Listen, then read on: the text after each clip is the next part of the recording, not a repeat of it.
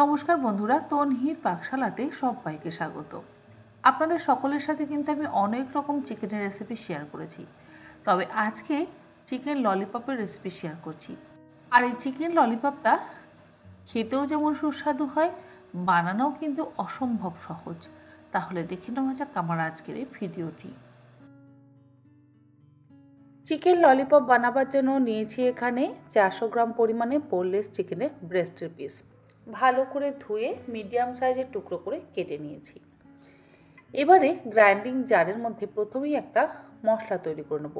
তার জন্য দিয়ে দিলাম 20 থেকে 22 কোয়া রসুন, 1 ইঞ্চি আদার টুকরো, 5টা কাঁচা লঙ্কা আর 2টো ছোট সাইজের পেঁয়াজ। এগুলোকে আমি পালস মোডে একটু গ্রাইন্ড করে নেব, যাতে একদম মসৃণভাবে বাটা না হয়, একটু দানা দানা থাকে। একটা বাটির মধ্যে পেঁয়াজ, রসুন, আদা আর কাঁচা লঙ্কাটা নিয়ে নিলাম। দেখুন একদম মিহি করে কিন্তু আমি এটাকে বাটিনি, একটু দানা দানা আছে। এরপরে ওই একই গ্রাইন্ডিং জারের মধ্যে যে মাংসের টুকরোগুলো আলাদা করে রেখেছিলাম সেটা নিয়ে নেব। তারপরে একদম মসৃণ করে বেটে নেব।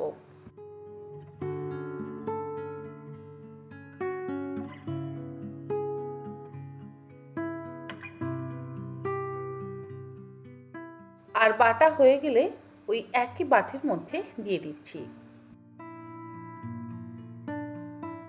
সবটা চিকেন বেটে নেওয়া হয়ে গেলে বাটির মধ্যে নিয়ে তারপরে এর মধ্যে দিয়ে দিলাম বেশ অনেকটা পরিমাণে কুচিয়ে নেওয়া ধনেপাতা। ধনেপাতাটা একটু এখানে বেশি পরিমাণে ব্যবহার করলে ভালো লাগবে। দিয়ে দিলাম হাফ চা চামচ পরিমাণে গোলমরিচের গুঁড়ো। যেহেতু কাঁচা লঙ্কার ব্যবহার করেছি তাই গোলমরিচের গুঁড়োটা একটু কম পরিমাণে ব্যবহার করলাম। স্বাদ অনুসারে দিলাম লবণ। 1 চা চামচ পরিমাণে দিয়ে দিলাম ড্রাই রোস্ট করে নেওয়া কসুরি মেথির গুঁড়ো। 2টো পাউরুটির স্লাইস অল্প একটু জলের মধ্যে ডুবিয়ে নিয়ে তারপরে জলটাকে খুব ভালো করে চিপে নিয়ে এর মধ্যে দিয়ে দিচ্ছি। পাউরুটি দেওয়ার পর এর মধ্যে দিলাম একটা ডিম।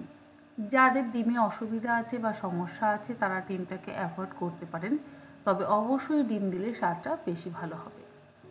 আর দিয়ে দিলাম 2 টেবিল চামচ পরিমাণে মেয়োনিজ। মেয়োনিজের বদলে আপনারা চাইলে ফ্রেশ ক্রিমেরও ব্যবহার করতে পারেন। এরপরে সমস্ত কিছু একসাথে খুব ভালো করে মেখে নেব। আর কোনো রকম মশলার ব্যবহার কিন্তু এর মধ্যে করব না।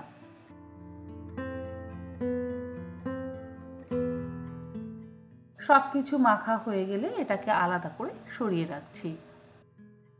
কোটিংয়ের জন্য এখানে ব্যবহার করব বিস্কুটের গুঁড়ো। বিস্কুটের গুঁড়োর বদলে আপনারা চাইলে ব্রেড ক্রামেরও ব্যবহার করতে পারেন। আমি একদম মিহি বিস্কুটের গুঁড়োর ব্যবহার করেছি।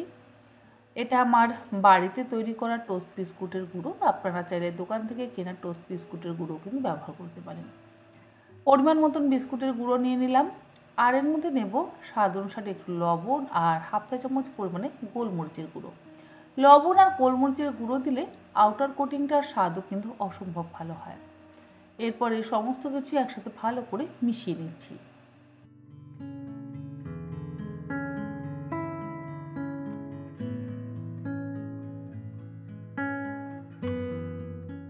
একটা বাটির মধ্যে নিয়ে নিলাম 2 টেবিল চামচ পরিমাণে কর্নফ্লাওয়ার আর তার সাথে দিয়ে দেবো 2 টেবিল চামচ পরিমাণে ময়দা।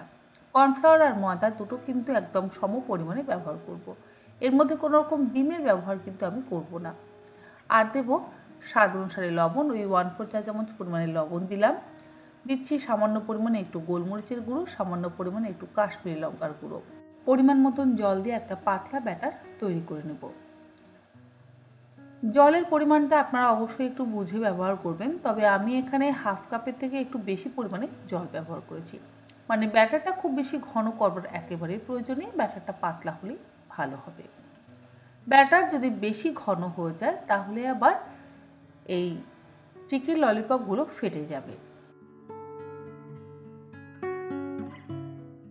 ব্যাটারটা গুলে নেওয়া হয়ে যাওয়ার পর আমি এই ললিপপগুলো বানাবার জন্য নিয়েছি কটা আইসক্রিমের কাঠি। এরকম ছোট ছোট কিছু আইসক্রিম স্টিক আমি এখানে ব্যবহার করছি।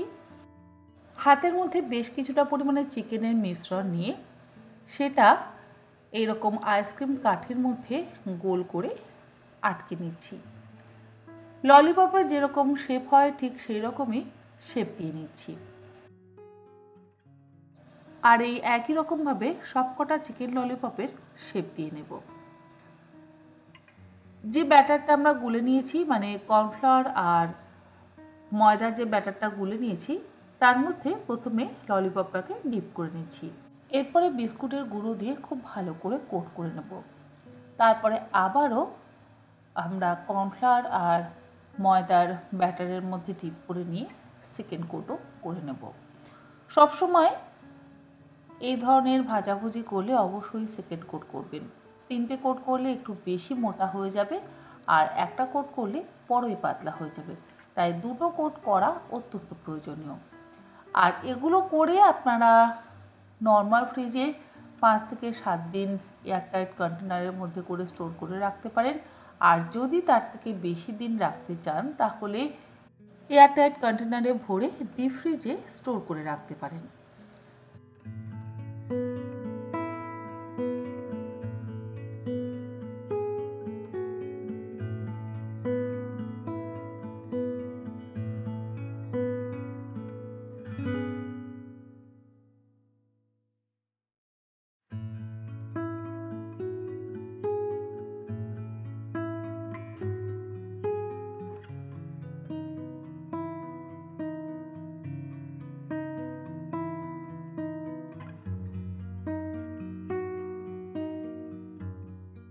ললিপপগুলো ভাজবার জন্য কড়াইতে দিয়ে দেব বেশ কিছুটা পরিমাণে সাদা তেল। তেলটাকে হাই ফ্লেমে খুব ভালো করে গরম করে নিয়ে গ্যাসের ফ্লেমটাকে লোতে করে দেব।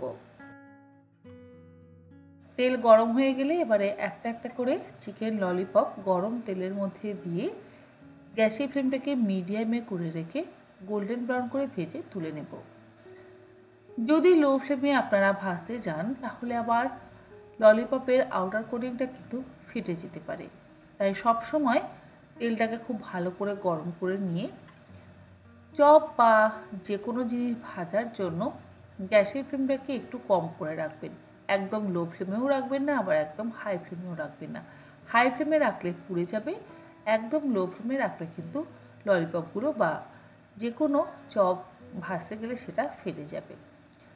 যাই হোক, আমাদের প্রথম ব্যাচের চিকেন ললিপপ কিন্তু ভাজা হয়ে গেছে। তুলে একটা আলাদা পাত্রের মধ্যে রেখে দিচ্ছি। আর এই একই রকমভাবে বাকি চিকেন ললিপপগুলোকেও আমরা ভেজে নেব। আশা করি আমার আজকের এই চিকেন ললিপপের রেসিপি আপনাদের ভালো লাগলে আপনারা এইরকমভাবে একবার অন্তত বানিয়ে খাবেন। আমার মনে হয় আমার মতন আপনাদেরও অসম্ভব ভালো লাগবে। আজ তাহলে এই পর্যন্ত।